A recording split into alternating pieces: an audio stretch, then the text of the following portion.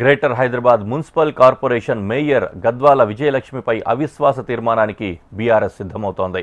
BRS తరపున కార్పొరేటర్గా గెలిచిన విజయలక్ష్మి మేయర్ పదవిని చేపట్టారు.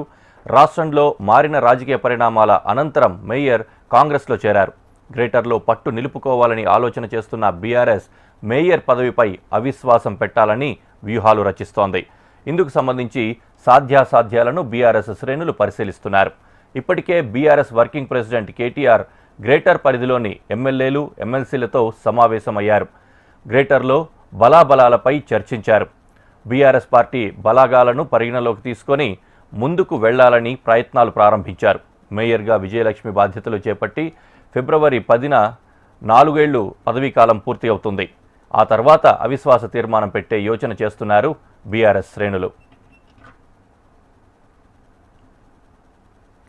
గ్రేటర్ కౌన్సిల్లో 198 మంది సభ్యులు ఉన్న దృష్ట్యా 98 మంది మద్దతుంటేనే ప్రెసిడెంట్గా అధికారం అవిశ్వాసానికి అనుమతిస్తారు. 2020 జీహెచ్ఎంసీ ఎన్నికల్లో బీఆర్ఎస్ 56, బీజేపీ 48, ఎంఐఎం 42, కాంగ్రెస్ 2 స్థానాల్లో గెలిచాయి. అసెంబ్లీ ఎన్నికల తర్వాత పలువురు కార్పొరేటర్లు పార్టీలు మారారు. మేయర్ విజయలక్ష్మి, డిప్యూటీ మేయర్ మోత శ్రీలతారెడ్డి హస్తంగూటికి చేరారు. ప్రస్తుతం బీఆర్ఎస్ కార్పొరేటర్ల సంఖ్య 40, బీజేపీకి 41, ఎంఐఎం 41, కాంగ్రెస్ 24గా ఉంది. గ్రేటర్లోని 24 నియోజకవర్గాల్లో ప్రస్తుతం 11 స్థానాల్లో బీఆర్ఎస్ ఎమ్మెల్యేలు, 7 చోట్ల ఎంఐఎం, 1 నియోజకవర్గంలో బీజేపీ, 5 చోట్ల కాంగ్రెస్ ఎమ్మెల్యేలున్నారు. గ్రేటర్ పరిధిలోని 5 ఎంపీ స్థానాలకు గాను 4 బీజేపీ, 1 ఎంఐఎంకు దక్కాయి. వీరిలో 131 మంది మద్దతు తెలిపితే అవిశ్వాసం నెగ్గనుంది. లేని పక్షంలో అవిశ్వాసం వీగినట్లే. అదే జరిగితే మరో ఏడాది వరకు అవిశ్వాసం పెట్టే అవకాశం లేదు. కానీ అప్పటికే పాలక మండలి గడువు ముగుస్తుంది.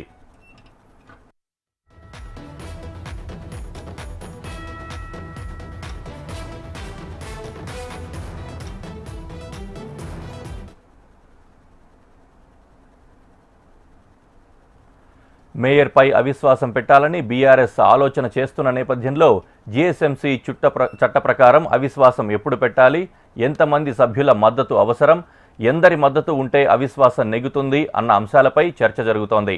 రాష్ట్రంలో నూతన మున్సిపల్ చట్టాన్ని తీసుకొచ్చిన గత ప్రభుత్వం జీహెచ్ఎంసీ చట్టంలోనూ పలు సవరణలు చేసింది. అంతకుముందు 2 ఏళ్ల పదవీకాలం పూర్తయ్యాక మేయర్పై అవిశ్వాసం పెట్టే అవకాశం ఉండగా దానిని 4 ఏళ్లకు పెంచారు. జీహెచ్ఎంసీ ప్రస్తుత పాలక మండలి ఏర్పాటై 2025 ఫిబ్రవరి 10వ తేదీకి 4 ఏళ్లు పూర్తి కానుంది. ఫిబ్రవరి 10 తర్వాతే అవిశ్వాసం పెట్టాల్సి ఉంటుంది. చట్టం ప్రకారం 50% సభ్యుల మద్దతుతో ప్రిసైడింగ్ ఆఫీసర్గా వ్యవహరించే జిల్లా కలెక్టర్కు అవిశ్వాస తీర్మానం కోసం ముందుగా లేఖ ఇవ్వాలి. దానిని పరిశీలించిన అనంతరం ప్రత్యేక సమావేశం నిర్వహణకు కలెక్టర్ తేదీని ప్రకటిస్తారు. ఆ సమావేశంలో 2/3 మంది అవిశ్వాసానికి మద్దతు తెలపాలి.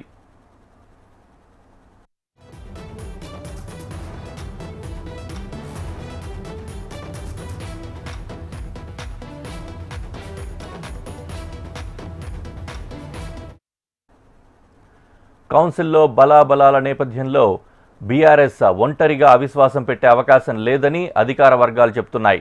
ఎమ్మెల్యేలు, కార్పొరేటర్లకు విప్ జారీ చేసిన ఆ పార్టీ సభ్యుల సంఖ్య 80కి మించదు. అవిశ్వాస తీర్మానం పెట్టి ఎలాంటి వ్యూహం అనుసరిస్తుంది అనేది రాజకీయ వర్గాల్లో ఆసక్తిగా ఎదురుచూస్తున్నారు. ఈ నేపథ్యంలో ప్రధాన ప్రతిపక్ష పార్టీ ఏ నిర్ణయం తీసుకుంటుందన్నది తేలాల్సి ఉంది. దీనికి సంబంధించి మరింత సమాచారం ఆర్కే అందిస్తారు. ఆర్కే, ఎప్పట్లోగా దీనికి సంబంధించి ఒక క్లారిటీ వచ్చే అవకాశం ఉంది? అవిశ్వాస తీర్మానం పెట్టే అవకాశాలు ఎంతవరకు కనిపిస్తున్నాయి?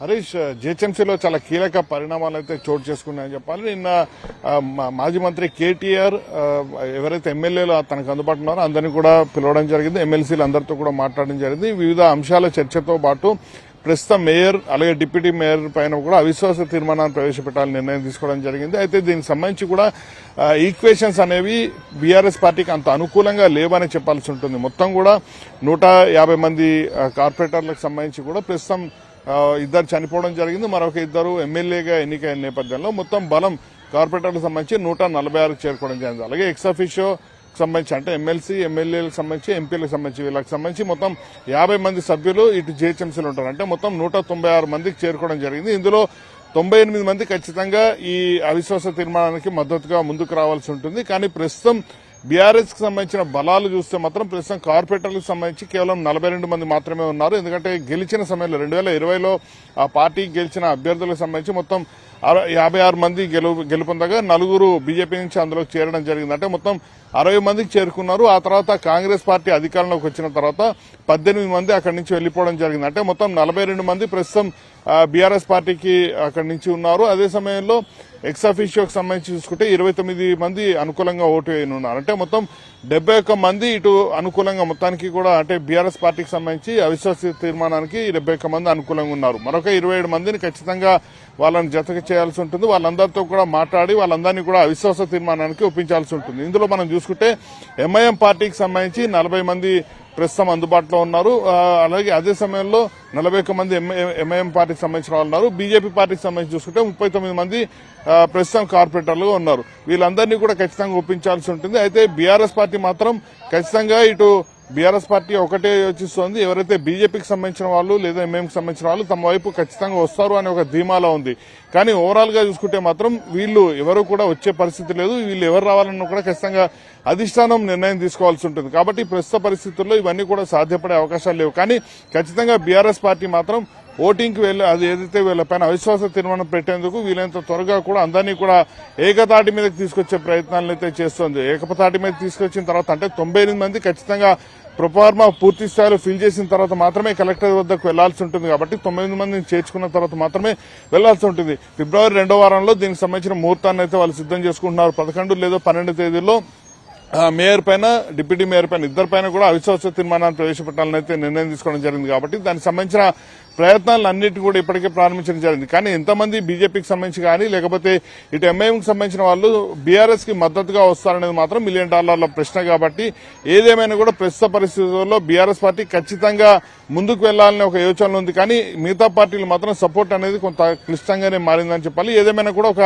కీలకమైన నిర్ణయం తీసుకోవడం జరిగింది. ఫిబ్రవరి 10వ తేదీ తర్వాత మేయర్ కి సంబంధించిన 4 ఏళ్లు అంటే పదవీ కాలం 4 ఏళ్లు పూర్తవుతుంది. కాబట్టి జీహెచ్ఎంసీ నిబంధనల ప్రకారం ఉన్న రూల్స్ ప్రకారం 4 ఏళ్ల తర్వాత మాత్రమే వాళ్ళపైన అవిశ్వాస తీర్మానం ప్రవేశపెట్టాల్సి ఉంటుంది. ఇప్పుడు కానీ ఒకవేళ అవిశ్వాస తీర్మానాన్ని ముందుకు వెళ్లి కుదరకపోతే మాత్రం ఖచ్చితంగా వచ్చే ఏడాది పెట్టాల్సి ఉంటుంది. కాబట్టి అప్పటికల్లా ఎలక్షన్స్ కూడా వస్తాయి. కాబట్టి డిసెంబర్లో ఎన్నికలు వస్తాయి. కాబట్టి ఇకపైన అవిశ్వాస తీర్మానాన్ని అనే అంశమే ఉండదు. ఓవరాల్ గా చూసుకుంటే మాత్రం బీఆర్ఎస్ అయితే తన వంతుగా పావులన్నింటినీ అయితే కలుపుతోంది.